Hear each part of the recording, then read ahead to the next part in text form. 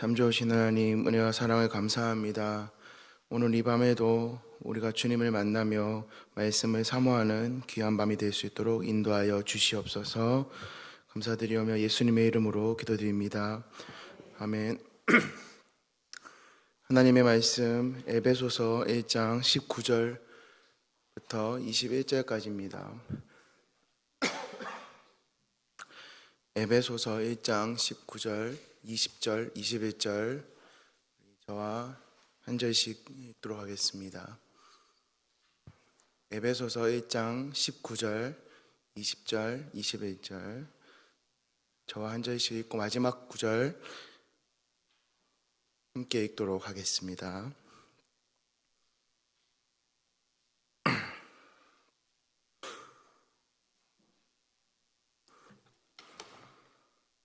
그의 힘의 위력으로 역사하심을 따라 믿는 우리에게 베푸신 능력의 지극히 크심이 어떠한 것을 너희로 알게 하시기를 구하노라.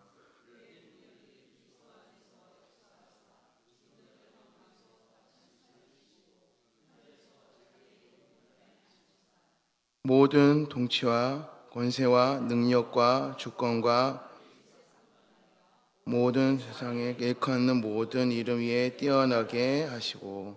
아멘. 제가 초등학교 다닐 때 부모님이 제 친구 중에 빵 공장을 하는 친구가 있었습니다. 그 집에 놀러 가면은 팔지는 못하는데 상품성이 떨어지는 빵을 가지고 집에 이렇게 항상 쌓아놓는 친구가 있었습니다. 그래서 그 집에 가면은 빵을 많이 얻어 먹을 수가 있었는데요. 근데 그 집에 가서 늦게까지 놀다 보면은 부모님이 오셔서 항상 이런 말씀을 했습니다. 밥을 먹고 가라. 이렇게 항상 이런 말씀을 했었습니다. 예, 그러면은 친구 어머니께서 저녁을 먹고 가라라고 하면은 속으로는 되게 밥을 먹고 가고 싶었는데 겉으로는 괜찮습니다. 이렇게 말을 했었습니다. 그리고는 나중에 슬그머니 그 자리에 앉아서 친구랑 같이 밥을 먹고 집에 가곤 했습니다. 근데 그 사람에게 밥을 얻어 먹는 사람에게 있어서는 안 되는 것이 있습니다. 자존심입니다. 자존심. 남의 것을 얻어 먹는 주제에 자존심이 있어서는 안 됩니다. 자존심이 있으면 밥을 우리가 그것을 먹는 그 자리에서 이게 자존심을 내려놓고 밥을 얻어 먹는 그 상황이 발생할 수가 없습니다. 우리가 오늘 이게 지난번 시간과 마찬가지로 우리 바울의 기도에 대해서 우리 두 번째로 살펴보게 되는데, 우리가 기도라는 것은 이 하나님 앞에서 이 모든 자존심을 다 내려놓고 서야 다 기도가 가능합니다. 많은 성도들이 기도를 자신의 자존심을 어떠한 채우는 것으로 사용할 때가 많이 있곤 합니다. 이렇게 기도했더니 하나님께서 즉각 응답을 해 주셨다. 금식하여 기도했더니 응답이 매우 빨랐다. 등 마치 자신이 기도한 것이 어떠한 자랑이 되고 능력인 것처럼 말하는 것을 이렇게 보곤 합니다. 기도를 가지고 하나님 앞에서 생색을 내는 것이 아니라 어떤 우리의 힘과 능력으로 할 수 없었음을 하나님께 고백하며 하나님의 도우심에 은혜를 구하는 것이 이 기도임을 알아야 합니다.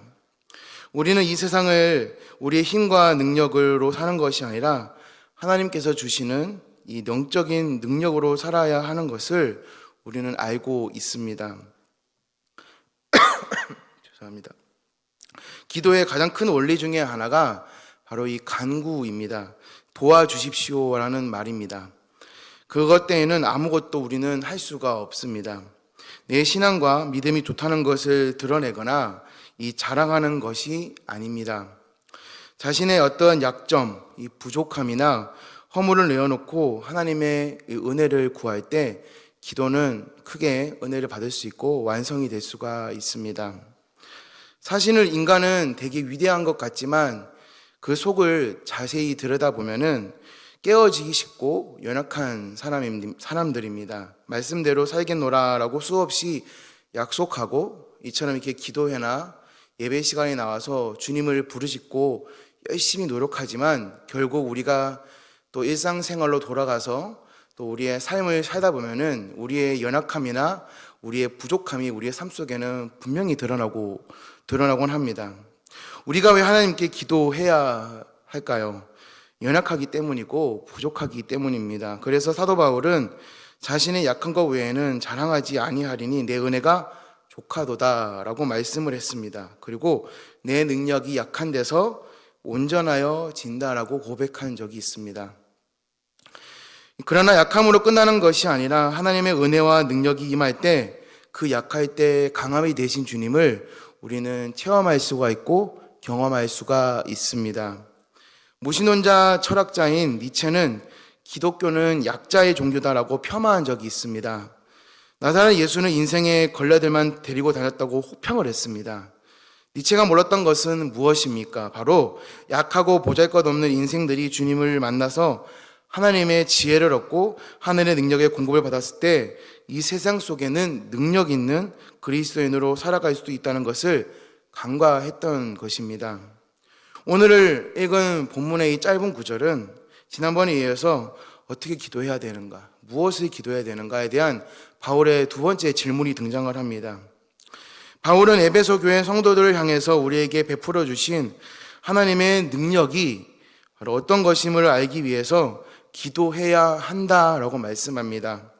그 이유가 무엇이었습니까? 우리는 하나님의 능력이 아니고서는 아무것도 할 수가 없다라는 것에 가장 심플하고도 아주 간단한 그 대답을 오늘 말씀합니다. 그러므로 우리는 한순간도 하나님의 능력이 아니면 우리 힘으로써 살아갈 수가 없는 아주 주님밖에는 우리의 삶 가운데 없는 의존적인 존재가 될 수밖에 없습니다. 오늘 말씀을 통해서 우리가 하나님께 구할 것을 구할 수 있는 귀한 성도들의 삶이 될 수 있기를 간절히 바랍니다. 첫 번째로 알 수 있는 것은 하나님의 능력을 알게 하기를 구하는 것입니다. 먼저 오늘 본문 19절 말씀에 보시면 그의 힘의 위력으로 역사하심을 따라 우리에게 베푸신 능력의 지극히 크심을 어떠한 것을 너희로 알게 하시기를 원하노라 구하노라 라고 말씀합니다. 사도 바울은 에베소 교회 성도들이 하나님의 지혜와 이 계시의 영을 가지고 마음의 눈이 밝아져서 하나님께서 이 성도들에게 베푸신 능력이 어떤 것인지를 알게 하시기를 구하라라고 합니다. 하나님의 능력이란 어떤 것입니까? 여러분, 하나님의 능력이라고 머릿속에 떠올렸을 때 많은 것들이 아마 머릿속에 생각이 나실 겁니다. 계속적으로 그 다음 구절인 20절 말씀해 보시면 그의 능력이 그리스도 안에서 역사하사 죽은 자들 가운데서 다시 살리시고 하늘에서 자기의 오른편에 앉히사라고 말씀합니다. 이것은 하나님의 능력이 그리스도 안에서 역사하사 십자가에서 우리의 죄와 사망의 능력을 이기시고 부활하셨다라는 말씀을 하고 있습니다. 또한 하나님의 우편에 앉아 계시고 내 오른편에 앉아 계셨다. 이 기독교 신앙의 신비에 대해서 말씀해 주고 있는 것입니다. 어떻게 하나님께서 사람의 몸을 입고 우리를 구원하시기 위하여 이 땅 가운데 오셨는가?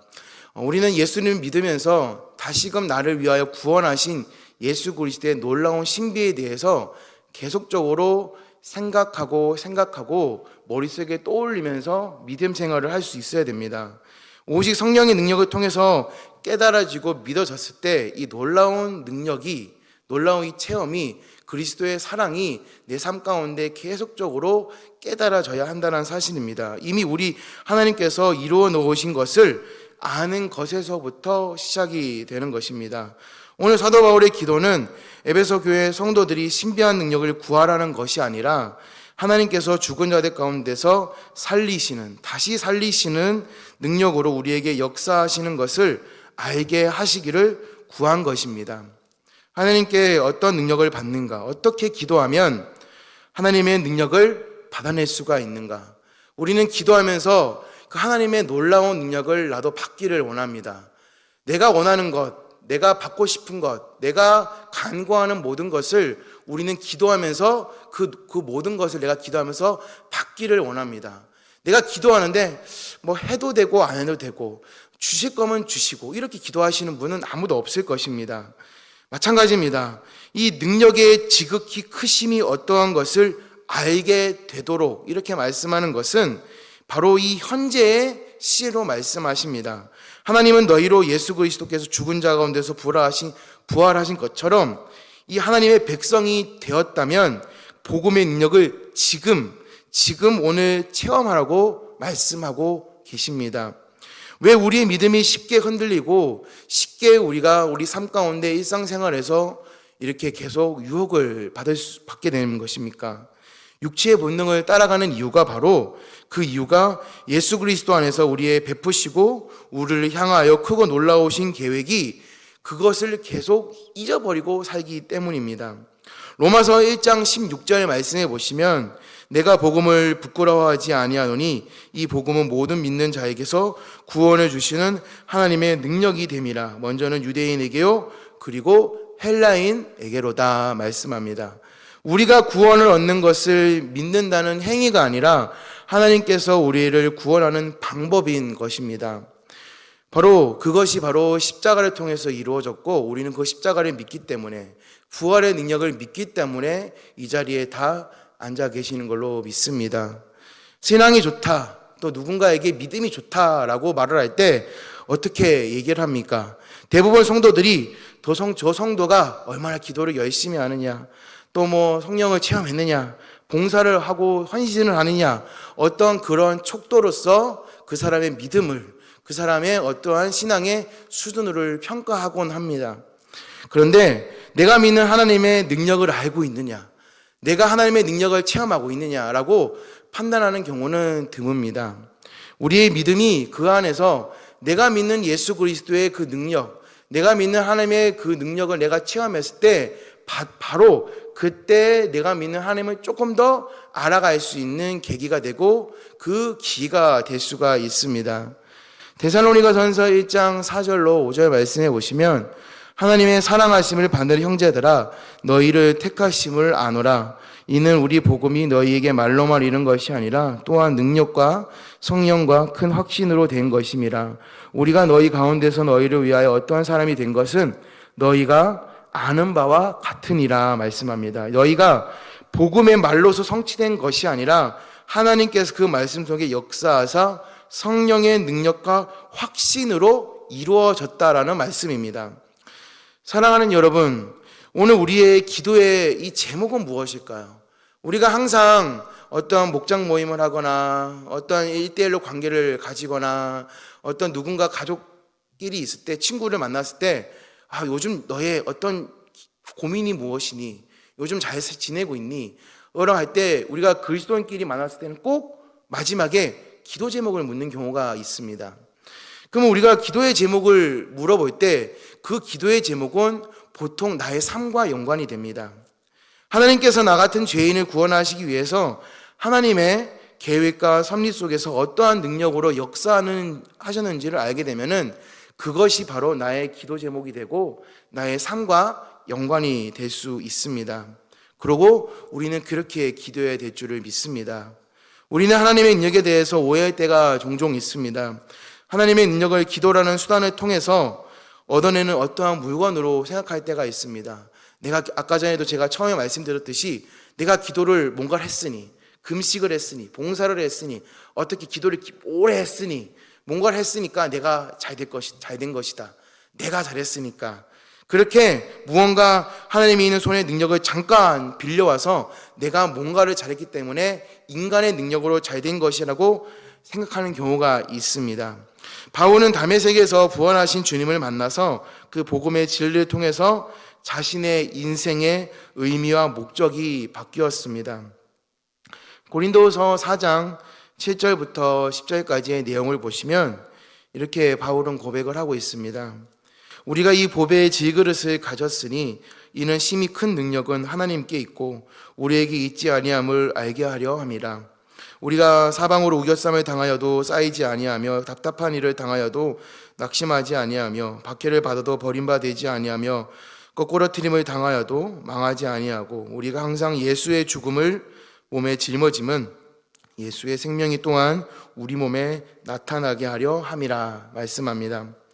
우리는 하나님의 능력에 대해서 임하면 내가 자신이 어떠한 금그릇과 은그릇이 된다라고 생각을 합니다.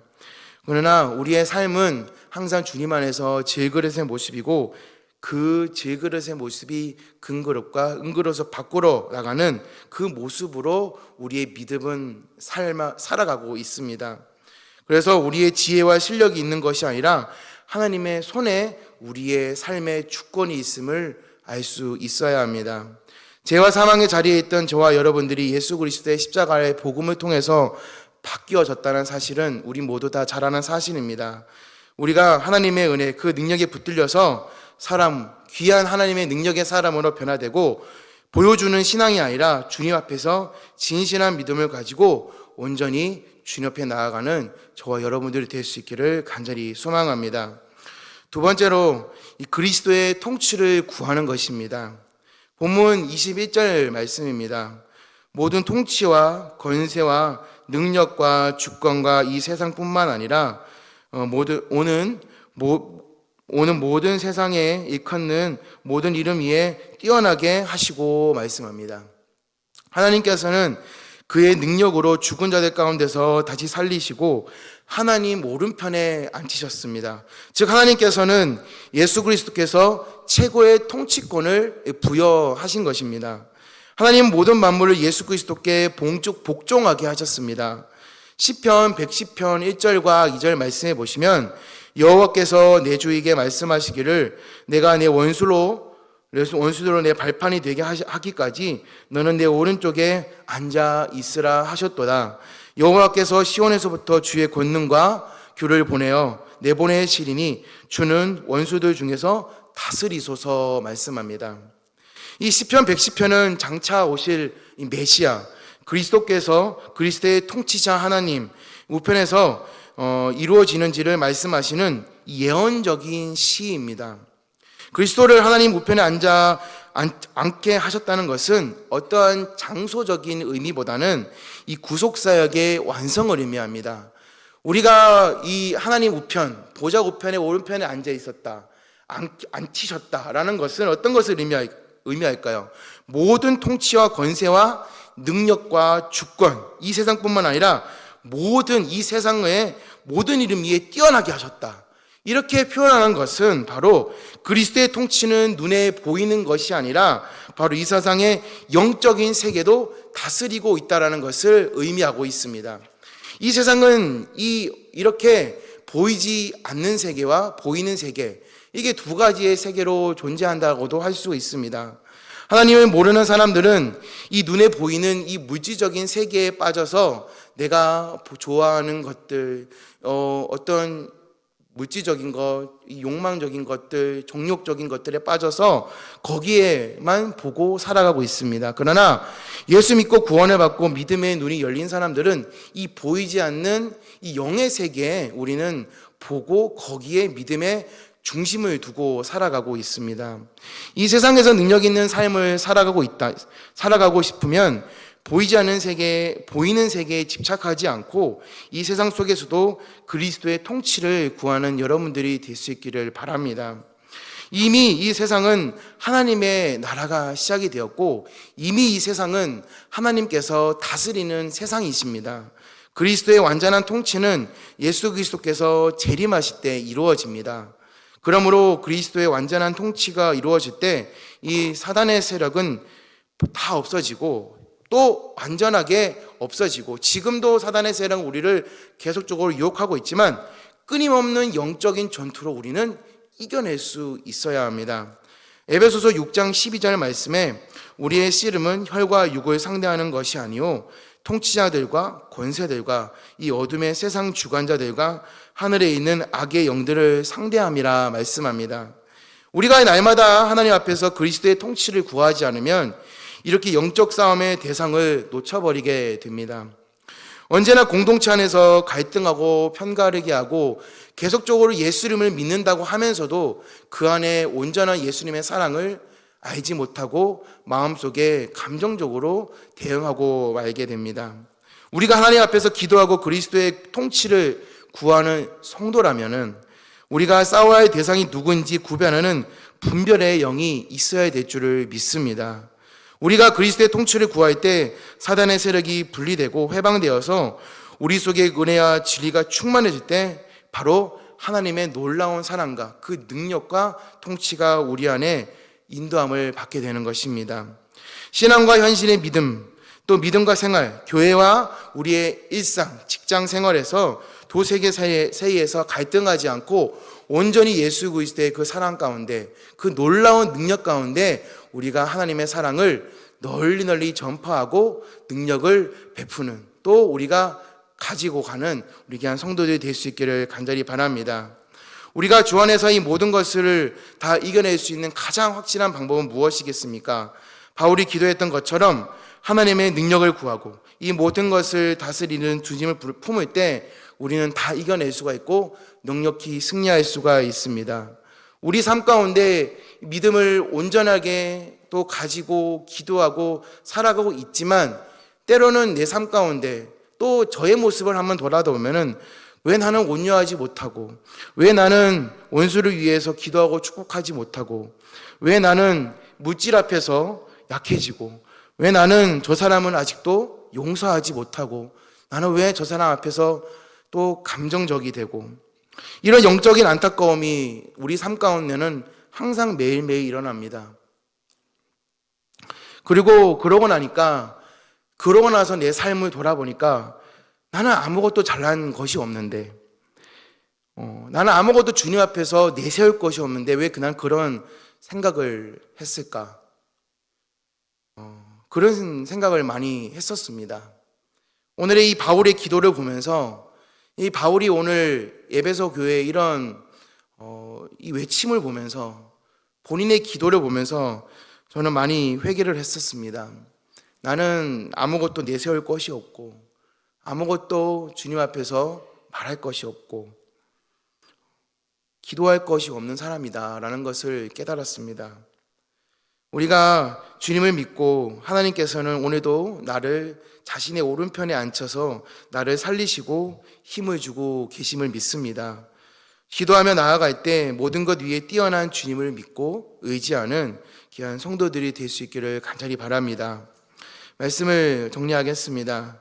고린도전서 9장 27절에 바울이 무엇이라고 고백을 하고 있습니까? 내가 내 몸을 쳐 복종하게 함은 내가 남에게 전파한 후에 자신이 도리어 버림을 당할까 두려워함이로다 라고 말씀합니다. 내가 몸을 쳐서 복종하게 한다는 것은 나를 버리는 것이 아니라 하나님이 요구하시는 사람으로 바꾼다는 것입니다. 나는 주님 앞에서 내가 주님이 원하는 사람으로 바꿔지고 있는가? 그 결과 나는 자신의 능력, 생각, 기술을 내려놓고 끝까지 하나님의 사람, 하나님의 통치 속에 들어가고 있는가? 이 고백이 있을 때 십자가의 복음을 깨닫게 되는 것입니다. 그때 우리는 하나님의 능력이 무엇인지를 알게 됩니다. 우리를 유혹하는 이 세상의 것들을 다 뿌리치고 오늘 이 바울의 기도가 저와 여러분들의 고백이 될 수 있기를 간절히 바랍니다. 날마다 하나님의 통치를 구하며 기도하는 성도들의 삶 속에서 귀한 주님의 통치가 우리 삶 속에 임하시기를 예수님의 이름으로 간절히 소원합니다. 오늘도 이 시간에 말씀을 기억하시면서